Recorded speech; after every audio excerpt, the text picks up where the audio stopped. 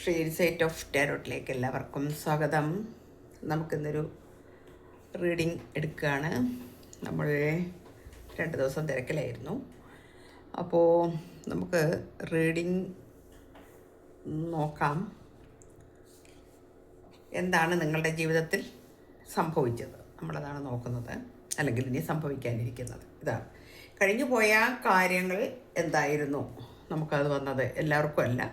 നമ്മളെപ്പോഴും പറയുന്നത് പോലെ ജനറൽ റീഡിംഗ് ആണ് കേട്ടോ. അതുകൊണ്ട് എല്ലാവരുടെയും എനർജി നമുക്ക് ഇവിടെ കിട്ടില്ല. അതുകൊണ്ട് ചില ആളുകളുടെ എനർജിയാണ് നമുക്കിന്ന് കിട്ടുന്നത്. അപ്പോൾ അത് നിങ്ങൾക്ക് റെസനേറ്റ് ആവുന്നെങ്കിൽ എടുക്കൂ, അല്ലാത്ത വിട്ടേക്കൂ കേട്ടോ. പിന്നെ ടൈംലെസ് ആണ്, അറിയാമല്ലോ ബാക്കി കാര്യങ്ങളൊക്കെ. മെയിൽ ഓർ ഫീമെയിൽ എല്ലാവർക്കും കാണാം. ഓക്കെ, നമുക്ക് നോക്കാം. ആദ്യത്തെ കാർഡ് കിട്ടിയിരിക്കുന്നത് 5 ഓഫ് സോഡ്സ് ആണ്. ഇവിടെ നിങ്ങൾ വളരെ ഒരു നഷ്ടബോധം അല്ലെങ്കിൽ ഒരു കുറ്റബോധം ഒക്കെ നിങ്ങൾക്ക് വന്നിരിക്കുന്നു എന്നാണ്. നിങ്ങളുടെ ഒരു നിങ്ങൾ ചില എന്താ പറയുക, നിങ്ങളുടെ ജീവിതത്തിൽ ഉണ്ടായിരുന്ന നല്ലത് എന്ന് നിങ്ങൾ കരുതിയിരുന്ന ചില കാര്യങ്ങൾ നിങ്ങൾക്ക് നഷ്ടപ്പെട്ടു പോയിരിക്കുന്നു. അവിടെ നിങ്ങൾക്ക് ചില വാഗ്വാദങ്ങളൊക്കെ നടത്തേണ്ടി വന്നിട്ടുണ്ട് എന്നൊക്കെ കാണിക്കുന്നുണ്ട്. വാഗ്വാദങ്ങൾ എന്ന് പറയുമ്പോൾ നമ്മളുടെ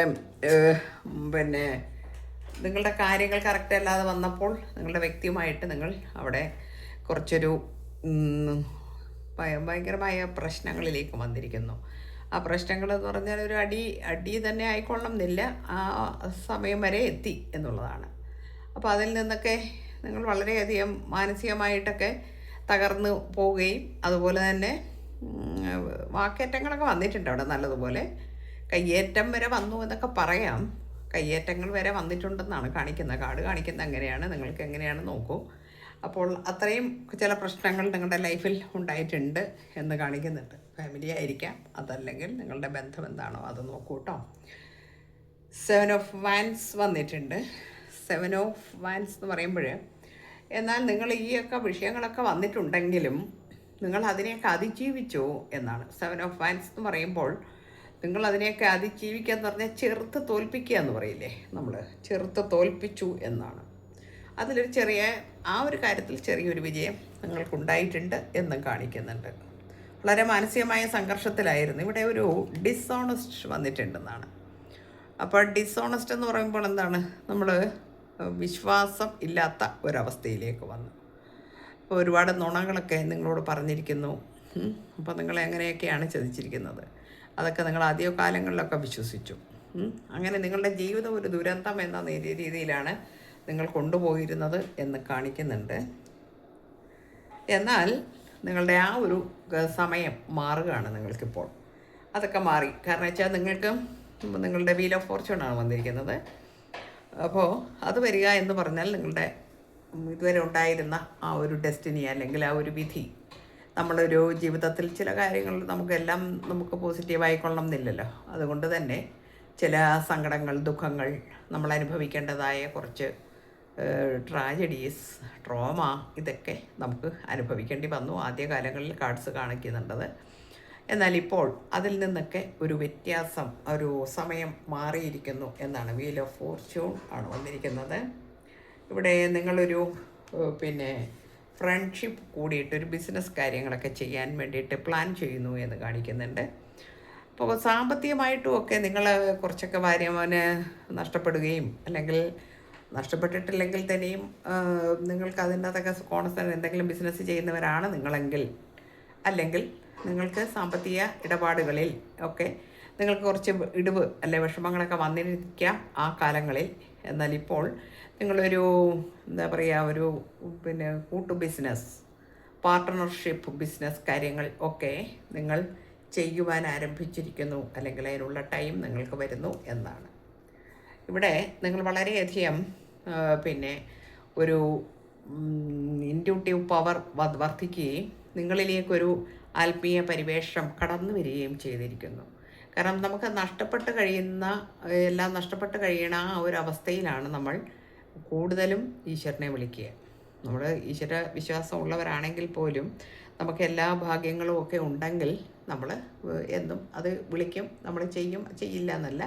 എങ്കിലും നമുക്കൊരു മനോവിഷമം വരുമ്പോൾ, അല്ലെങ്കിൽ നമുക്ക് സാമ്പത്തിക ദുരിതം വരുമ്പോൾ, നമുക്ക് ചിന്തിക്കാൻ പോലും കഴിയാത്ത ചില ട്രാജഡീസ് നമ്മളുടെ ജീവിതത്തിൽ കടന്നു വരുമ്പോൾ നിങ്ങളങ്ങനെ ഒരുപാട് പ്രാർത്ഥിച്ചിരിക്കുന്നു എന്നാണ് കാണിക്കുന്നത്. അതുകൊണ്ട് തന്നെ നിങ്ങൾക്ക് അതിനൊരു നേട്ടം ഇവിടെ വന്നിട്ടുണ്ട് എന്ന് കാണിക്കുന്നുണ്ട്. ഇവിടെ സാമ്പത്തികം, ഇവിടെ ഒരു ഫ്രണ്ട്ഷിപ്പ് ഒക്കെ ആയിട്ടുള്ള ഒരു ബിസിനസ് കാര്യങ്ങൾ, ഫ്രണ്ട്സൊക്കെ കൂടിയുള്ള ഒരു ബിസിനസ്, ഒരു കാര്യങ്ങൾ ഒക്കെ നിങ്ങളിവിടെ പ്ലാൻ ചെയ്തിട്ടുണ്ടെന്ന് പറഞ്ഞു. അതിൽ നിങ്ങൾക്ക് നല്ല വിജയം വരാൻ പോകുന്നു എന്നാണ്. സാമ്പത്തികമൊക്കെ നിങ്ങൾക്ക് ധാരാളം നിങ്ങൾക്ക് ലഭിക്കും എന്നാണ് കാണിക്കുന്നത്. അപ്പോൾ സാമ്പത്തിക അവസ്ഥ നിങ്ങൾക്ക് മെച്ചപ്പെടാൻ പോകുന്നു എന്നാണ്. ഇവിടെ ഒരു പിന്നെ ന്യൂ ബിഗിനിങ്സ് കാര്യങ്ങളൊക്കെ വരുന്നുണ്ട്.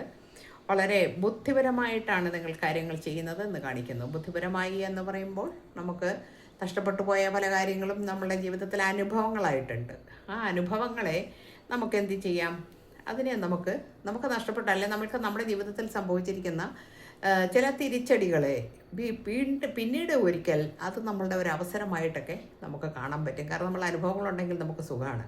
അനുഭവമില്ലാതെ പെട്ടെന്ന് നമ്മളൊരു ബിസിനസ്സിലോ അല്ലെങ്കിൽ അതേമാതിരിയുള്ള കാര്യങ്ങളിലോ ഒക്കെ എടുത്ത് ചാടുകയാണെങ്കിൽ തീർച്ചയായിട്ടും നമുക്കവിടെ എന്ത് നഷ്ടം വന്നാലും നമുക്കത് സഹിക്കാനേ നിവൃത്തിയുള്ളൂ. പക്ഷേ അനുഭവങ്ങൾ വരുമ്പോൾ നമ്മൾ അതിൽ നിന്ന് ഒരുപാട് പാഠം പഠിച്ചിട്ടുണ്ട്.